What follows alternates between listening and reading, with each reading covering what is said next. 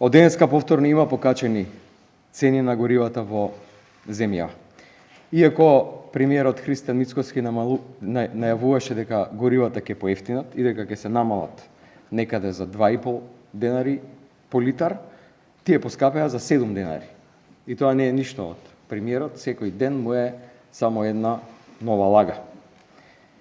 Ова е второ сериозно покачување на цените на горивата, а владата не превзема буквално ништо да го заштити стандардот на граѓаните. Нема најава за никакви мерки кои што во оваа тешка криза ќе им помогнат на граѓаните полесно да живеат.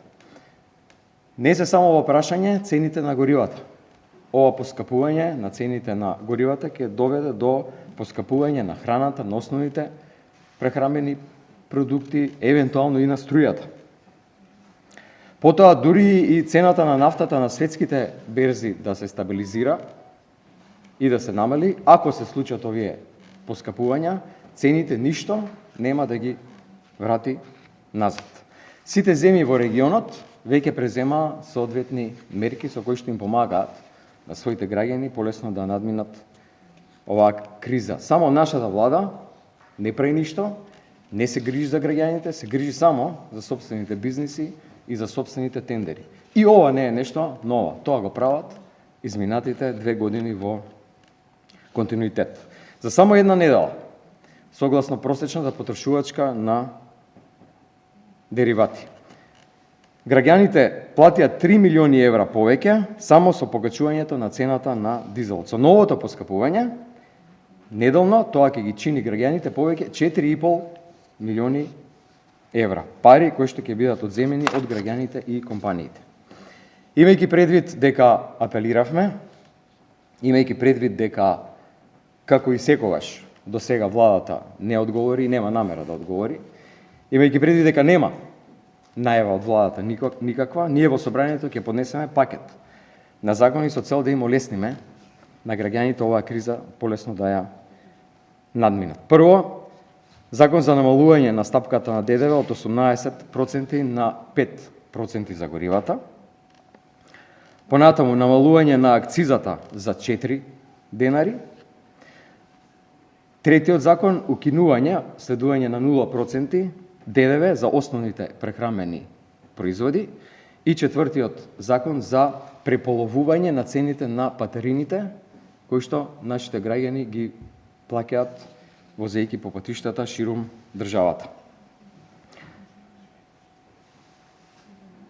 Владата мора да реагира и мора да ги прифати овие закони. Затоа што народот едноставно во оваа криза нема да може да се прехрани. Втората тема, на која што би сакал да кажам неколку работи, е тема која што е тесно поврзана со економијата, со сите процеси кои што се водат и во регионот и во Европа. А тоа е европскиот пат на државата кој што е целосно блокиран. Нема никаков напредок. Премиерот јасно кажа дека нема да се направи чекор напред кон Европската Унија.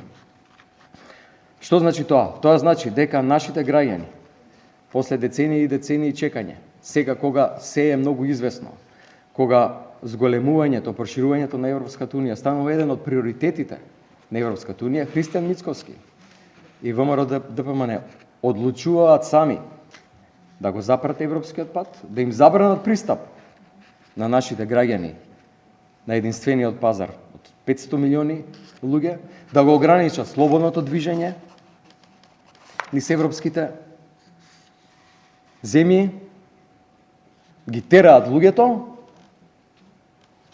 да вадат бугарски пасоши од екзистенцијални и економски причини. Имаме сериозна изјава предупредување од еврокомисарката Марта Кос дека нема место за нови членки на кои Русија и други имаат влијание и дека Европа не сака тројански коњи. И тоа е многу сериозна и силна порака. После предупредувањето дека овде владее српскиот свет, во извештајот на Европскиот парламент, ова е нова ваква порака. Во извештајот на известувачот Вајц од Европарламентот нема напредок во клучните области: владење на право, реформи во правосудство, борба против корупција и криминал. Слобода на говор е секако еден многу важен сегмент во демократијата. Оваа власт носи резолуција со која што се забранува на опозицијата да говори на одредени теми. Не може да има слобода во медиумите кога огромен процент од медиумите се во власништво на луѓе блиски до унгарскиот премиер Орбан. Не може да има слобода во медиумите кога, како што сите знаете, се најавува, и на тоа владата треба да одговори, кој претендира да биде нов директор на националната телевизија, МТВ. Дали ќе биде близок човек на премиерот Мицкоски, со кој што тој ќе стаи целосна контрола во сите сегменти во државата. Откако на Унгарија по никаква основа, блиска наша земја, ги даде во владење финансиите со 1 милиарда кредит кој што не знаеме кај. Понатаму енергетиката, преку проекти кои се најавуваат, а компаниите водат директно до луѓе пријатели на премиерот Орбан. Преку инфраструктурните проекти, кои што исто така водат само до Будимпешта. Преку медиумите, контролата на телекомуникацијскиот систем, откако унгарската компанија 4G зема лиценца, сега ова уште еден нов сегмент. Во каква држава планираат да направат Македонија, Христијан и ВМРО ДПМН? Силно корумпирана и криминална. И затоа ние планираме сериозни политички активности, да ги разобличиме овие лажни патриотски политики на ВМРО, поради тоа што зад лажниот патриотизам се крие само бизнис интерес и ништо друго. Во месец мај планираме 2 сериозни големи политички активности. Прво, формирање на Скопска иницијатива, тоа е регионална иницијатива, во која што ќе присуствуваат повеќе политички партии од околните земји, со кои што правиме заеднички фронт. Прво, за европска интеграција на регионот, второ, борба против корупција и трето, борба против авторитарните режими. Понатаму, наш партиски конгрес, на кој што ги објавуваме постулатите на нашата програма за следните парламентарни избори, кога и да бидат, иако сме сигурни дека ќе бидат предвремени, затоа што криминалната власт, која ќе секнат парите за нивните тендери, нема да има каде да оди и ќе почнат да бегаат.